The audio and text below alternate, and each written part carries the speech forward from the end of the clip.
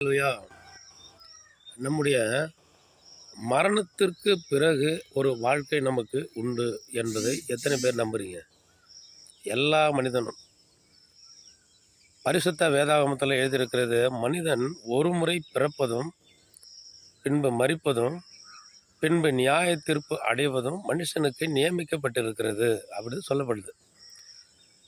நம்ம நிறைய பேர் சொல்லுவாங்க, கிராமங்களில் ஆடாக பிறப்போம், கோழியாக பிறப்போம், காக்காவை பிறப்போம், மற்ற மிருகங்களாக பிறப்போம், முன்னோர்களுக்கு திதி கொடுப்போம் அப்படின்னு சொல்லி இதெல்லாம் பண்ணுவாங்க.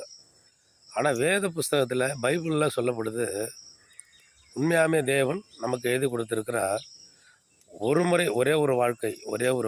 இந்த ஒரு வாழ்க்கை முடிந்தோன்னே இந்த பூமியில் தான் நமக்கு மார்க்கு, நமக்கு என்ன பண்ணுது, கிரேடு. இந்த இடத்துல தான் நமக்கு நியமிக்கப்படுது. நம்ம வாழ்கிற வாழ்க்கையை வைத்து, நம்ம செய்கிற நன்மையை வைத்து, நம்ம செய்கிற செயல்களை வைத்து, கிரியைகளை வைத்து, இன்னொரு வாழ்க்கைக்கு உள்ள அத்தியாயம், இன்னொரு வாழ்க்கைக்கு உரிய அங்கீகாரம் நமக்கு கொடுக்கப்படுகிறது. இந்த பூமியில் ஒரே ஒரு வாழ்க்கை ஒரு மனுஷனுக்கு ஒரு முறை தான்.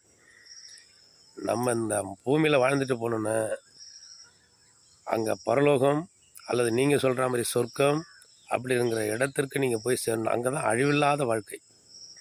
இறந்துட்டாங்கன்னா கருமாதி துறையில் நூலை கட்டி ஆத்மாவை மேலே ஏற்றுவாங்க. 16 நாள் கழிச்சிச்சின்னா நீர்நிலைகளில், காவேரியில், இல்லை குளக்கரையில், கிராமங்களில் இன்றைக்கி செய்வாங்க. யாராவது இறந்துட்டா அவங்க வந்து ஓதுவாங்க பாருங்கள். பூமியில் செய்யும்போது தர்மம் செஞ்சார், நல்லது செஞ்சார், அப்பா அம்மாவுக்கு நன்மை செஞ்சார், அன்னதானம் பண்ணார், நிறைய தானங்கள் செய்தார். இவர் என்ன பண்ணுறாரு, இப்போ இந்த வாசலுக்கு வந்திருக்கார், அந்த வாசலுக்கு வந்திருக்கார், இவரை ஏற்றுக்கொள்ளுங்கன்னு சொல்லுவாங்க.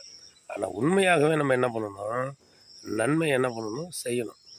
சும்மா எதுவுமே செய்யாமல் நம்ம ரெக்கமெண்ட் பண்ண முடியாது. ஆண்டவர் என்ன பண்ண மாட்டாங்க, ஏற்றுக்கொள்ள மாட்டாங்க. அப்போ இந்த பூமியில் ஒரே ஒரு வாழ்க்கை.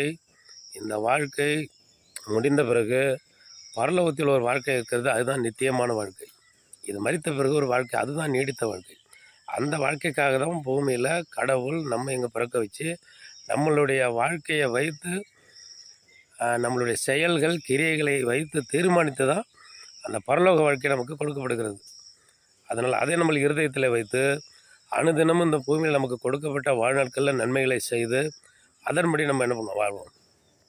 அதன்படி நன்மைகளை செய்வோம். ஆமென். அல்லேலூயா.